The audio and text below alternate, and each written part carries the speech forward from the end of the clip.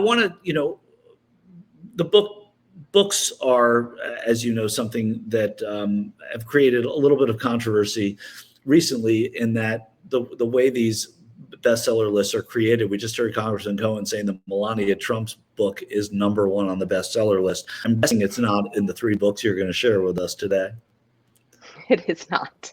Okay. It is not on any list. Well, it could be on a list, but it's a naughty list, not a nice list. Well, by the way, Blue Shine Art, I don't know, they say we love Jennifer's podcast. So already in the comments section, people who know your podcast are in here. So again, the podcast, tell people it's Books Are My People. Tell us a little bit about it and Sure. So it's podcast for book lovers with book news recommendations and ruminations on living a literary life in Los Angeles, which you actually can do here in LA. And I have on a multitude of guests ranging from booksellers, librarians, publishers, editors, audiobook narrators, and of course, authors. And they recommend some of their favorite books, as do I. And I also have a companion Substack called Books Are My People, where I send out a weekly newsletter, always on a Tuesday, which for people not in the book world, that is new book release day. And I highlight the books that I'm excited to read. And I also have an option for an online book club where we read a book once a month and then meet over Zoom to discuss it. That's great. So one of the people in the chat said, have her take a random book off her shelf and do a book report. We're not going to ask her to do that. But here you see things from Books Are My People. Let's go to some bookish news, because I think, and now somebody here also saying great Substack, Jen. So this is a known entity to the Mark Thompson Show audience. So I always tell people they should be buying their books from independent bookstores. We heard that James Patterson, the author, the mystery author, is giving $500 to, what was it, Kim? Was it 30,000 booksellers or 3,500? Whatever it was, 500 independent bookstores around the country, just sending money to them because we need to lift them up. And I tell people to go to bookshop.org if they are buying from their living room, rather than they give money to the person who just gave $1 million to the Trump inaugural committee. That's my way of saying it without saying it. Tell us what's going on in book selling. I know that there's a Costco news nugget, which I think is both good and bad, but I think you're going to think it's more bad, but let's hear. There is. So I think the first breaking news is that I've heard that people are encouraged to plug their mugs on your show. So I just am holding up my Books Are My People mug here. That's good. I like breaking the mug. News. You can buy the merch. By the way, mugs, as everyone has known all week, a soft spot or a sensitive spot for me, because I haven't gotten my Mark Thompson Show mug yet. But I thought I wasn't going to mention it today, but that's enough. Sorry. Well, back to the Costco news. So yeah, Costco, which has around 600 stores, has decided that it is going to stop selling books at 500 of them, and this is pretty disappointing. I don't get my books at Costco. I have gotten a book or two at Costco. Typically, I get my books from my independent bookseller. But I think the issue there is, well, clearly, I think the books weren't selling, or else they would keep selling them. And I think at Costco, they use forklifts to move everything around on pallets, and the books are stacked individually in nice rows. And I think it was just too much manual labor to make it worth their while. So my hope is that the people who were buying those books at Costco buy them from bookshop.org or their independent bookseller, and not the alternative, who is responsible for selling 50% of the books sold in the United States. So there you go. And I think that's the encouraging part, is that if it just means more books are going to be sold by people who should be selling books. And I'm not saying that everybody is evil who isn't an independent bookstore, but I do like supporting them and always have. And so I think to that end, that's good news.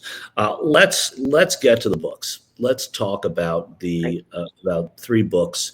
I've asked you to select 3 books that you can talk to our audience about, but also I think there are 2 fiction and 1 nonfiction. Is that the way we went? Correct. I'm going to start with the nonfiction. Okay. Let's do that. Okay, so my first pick is Silk, A World History by Arati Prasad. And Prasad is a bioarchaeologist, which I find so interesting.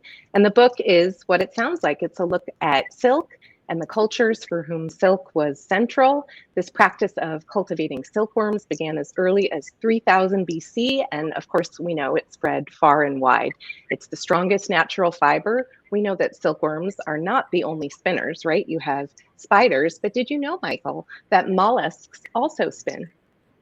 No, I didn't. Of course I didn't know. Nobody knows that. I I haven't read the book.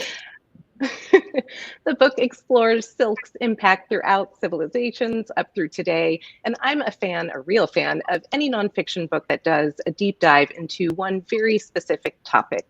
I love books by Mary Roach, for example, whose book Stiff focuses on human cadavers and Gulp focuses on the alimentary canal. And I've even read and loved a book this year called Pockets, An Intimate History of How We Keep Things Close by Hannah Carlson, who was a guest on my show. So if you enjoy books that are micro-focused, I think you'll enjoy this book. I read a book called Salt, which was about the history of the salt trade. So I think those things are fascinating and what got us there. So I love that kind of nonfiction because we take so many things for granted. We see them and then we don't know, we don't think about them. And why should we? But when you do think about them, when you read about them, gives you a totally different appreciation. I swear to you, whenever there is salt on the table or I add salt to a dish, whatever it is, I think about the salt book. So maybe it's a burden. Maybe if you wear a lot of silk, you don't want to have to think about it all the time. But it was a really fascinating. I guess these are like microbiographies of the minutia in our life, and it's pretty cool.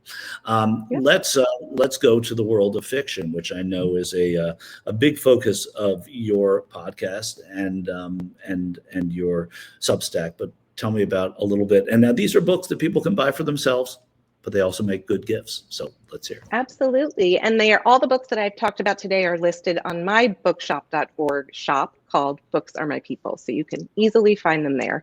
So for some reason, this was the year of Irish literature for me. I read Patrick Radden Keane's Say Nothing, which is now a TV series. I read Colm Toibin's Long Island, which is about an Irish immigrant family. Intermezzo by Sally Rooney, about two brothers, a chess player and a lawyer. And see what I did there? I snuck in a couple of extra books for you. But the book that I'm going to talk about is The Alternatives, which is about four sisters.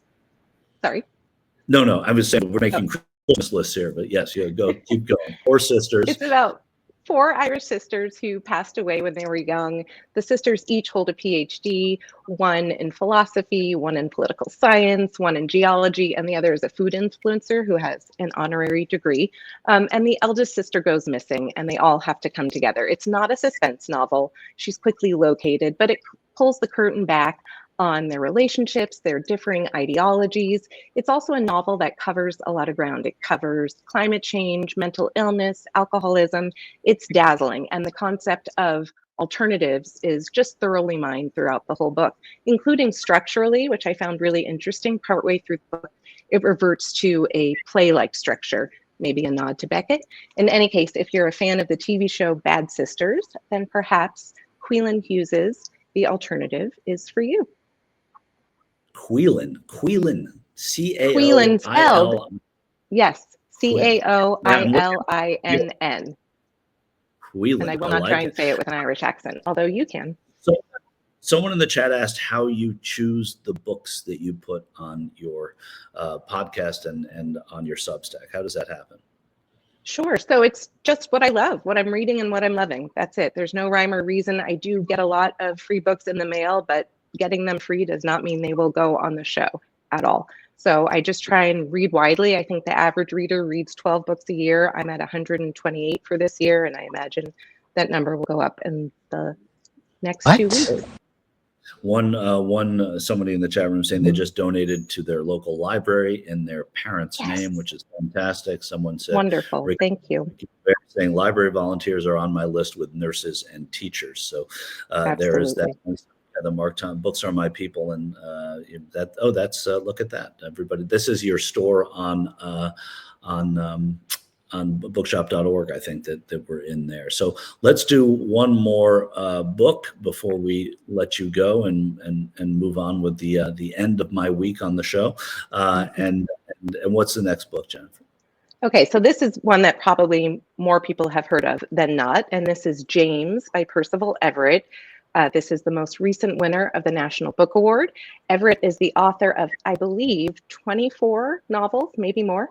It's a brilliant retelling of Huckleberry Finn from the enslaved Jim or James's point of view, and it retains all of the harrowing plot points down the Mississippi, but by shifting the lens from a young white to an enslaved Black man, the story takes on a very different shape.